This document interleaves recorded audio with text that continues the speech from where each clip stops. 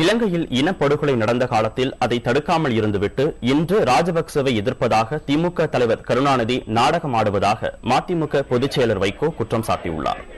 நேற்றிரவு சென்னை விமான நிலையத்தில் செய்தியாளர்களிடம் பேசிய வைகோ இவ்வாறு கூறினார்.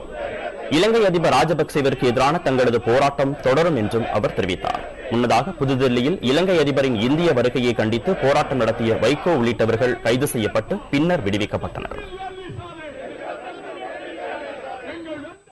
அந்த படுகொலைக்கு உடந்தையாக இருந்துவிட்ட முன்னாள் முதலமைச்சரும் திமுகவும் இப்பொழுது ராஜபக்சே அழைத்து வரக்கூடாது என்று அங்கே போராட வேண்டியதானே?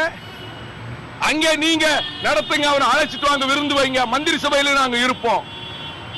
இங்க தமிழ் மக்களை மாற்ற நாங்க இங்க கருப்பு கொடிக்கு வள்ளுவர் கோட்டத்தில் காட்டணும். இந்த ராஜபக்சே எடுத்து தூதரகத்துக்காக போகலாமே.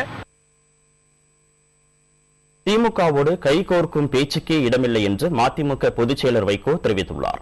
இலங்கை பிரச்சனையில் அனைத்து கட்சிகளும் இணைந்து போராட வேண்டும் என்ற திமுக தலைவர் கருணாநிதியின் கருத்து பற்றிய கேள்விக்கு பதிலளிக்கையில் அவர் இவ்வாறு கூறியுள்ளார். பச்சை துரோகிகளோடு யாரும் கைகோர்க்க முடியாது. இப்ப அவங்க யாருக்கு போராடுறாங்க தெரியுமா? அவங்களை எதிர்த்து போராடுறாங்க. செய்த குற்றத்துக்கு சில பேர் பாவ மன்னிப்பு கேட்டு தேவாலயத்துக்கு போறது மாதிரி அவர்கள் செய்த துரோகத்துக்கு குற்றத்துக்கு அவர்களை எதிர்த்து கருப்பு கொடி காட்டுறாங்க. அவங்களை எதிர்த்து அவங்களே கருப்பு கொடி காட்டுறாங்க.